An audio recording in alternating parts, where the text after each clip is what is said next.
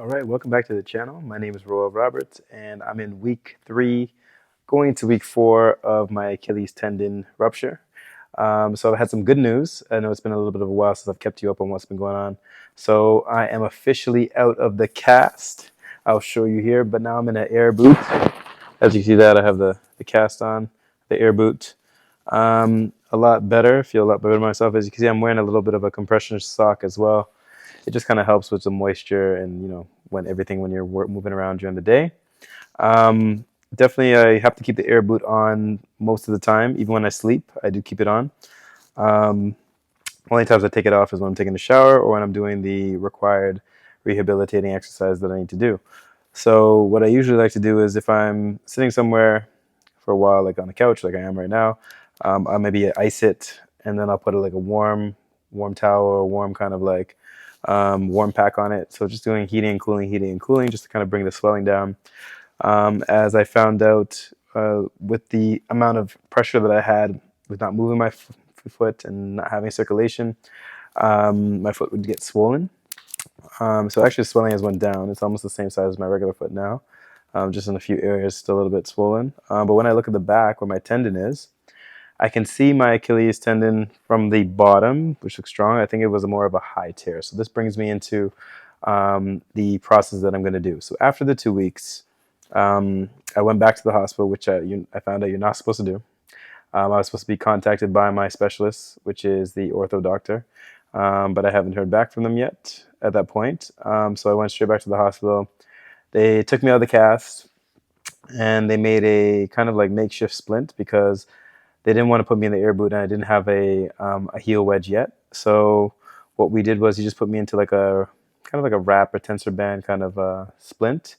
And I had an appointment that evening, actually it was in the morning at around 3:30 a.m. to do an MRI, which then would be sent to my orthopedic doctor. So I guess that's why he didn't really get back to me, because he didn't know what the prognosis was and how it looked down there.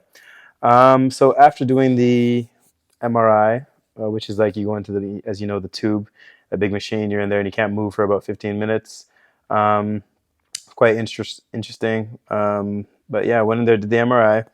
And when I went to go see my orthopedic doctor the next day, um, he was able to just let me know that I would probably not need any significant surgery, because actually the tendon was still strong and it was still there. It was actually just a partial tear, which was closer to my calf muscle. So it was a more higher tear. So it was a partial tear.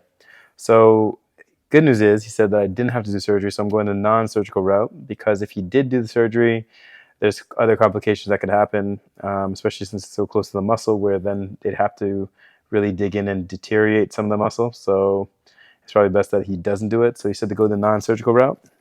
So that's what I'm going to do. So now as I'm going to week 3, I'm just literally just working on a few of the Willits. I guess it's the protocol that you need to follow. So it goes in every few weeks. So 0 to 2 weeks, you're in a cast. 3 to 5, you're doing different things where you're still in the air boot. Got to wear it all the time, except for when you shower, which is nice. I can actually clean my feet. But also when you are, sitting somewhere, it's good to do these exercises about every hour while you're awake. So, trying to keep your foot back to about 90 degrees, right? Feeling moving motion within your feet, doing leg lifts, side leg lifts. So I'm doing a little bit of those things, being a little bit more active with that foot. Sometimes I like to just move my toes, to circulation around into the body. And yeah, so right now I'm going to be going to week 4 next week, and I'm going to start putting some more weight on my foot, which I have been actually doing already, putting about 25% or a little bit, and also trying to get my foot back to 90. But I do have that heel wedge in there, so when I'm sleeping, whenever I'm, just sitting somewhere, I do have that heel wedge in. So I feel that's very important to have, because that will definitely keep my foot from overextending itself as well. So that is just my little quick update of where I'm at currently and where I was before. Definitely feeling the progress. The only things that are kind of like limitations for me, obviously, is still not being able to put full pressure on that foot.